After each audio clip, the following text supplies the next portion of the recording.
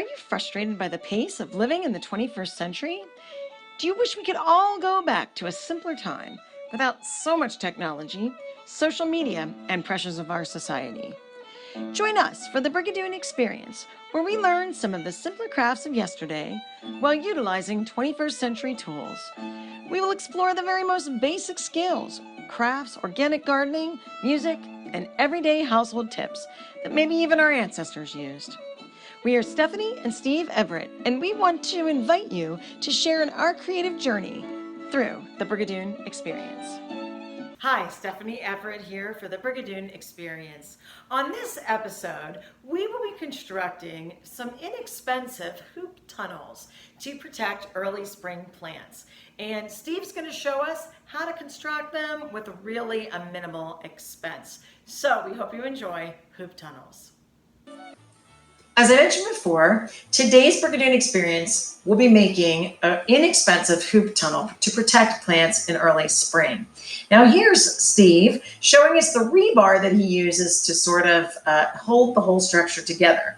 He bought a 10-foot length of rebar for $5, and then he cut it into 2-foot lengths. And you can see him pounding it down into the ground. And you'll notice that the kale is already in the ground at this point. He just wanted to preserve it. We had some super warm weather here, and then all of a sudden a cold snap.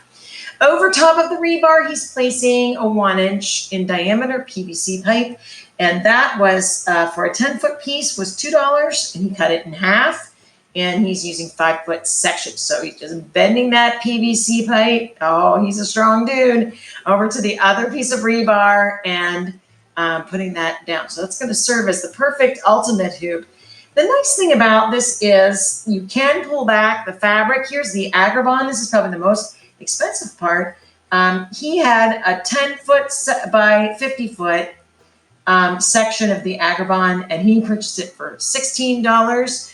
I noticed that it's also on Amazon as well for $17.95. So you can buy it. I know he purchased his online at Johnny's. One of the other things he did, he just draped that fabric over the hoops and it placed him into a natural hoop. There he is, and he's just weighting it down with some extra bricks from the garden. So these hoops will protect our early plants, especially our kale, our lettuce, from insects, from animals, from frost, from extreme wind. And then he did put some little wind clips. So I thought I'd end with just a real cute snapshot of our beautiful curly kale. And it just really did so well with all of the hoop protection this year.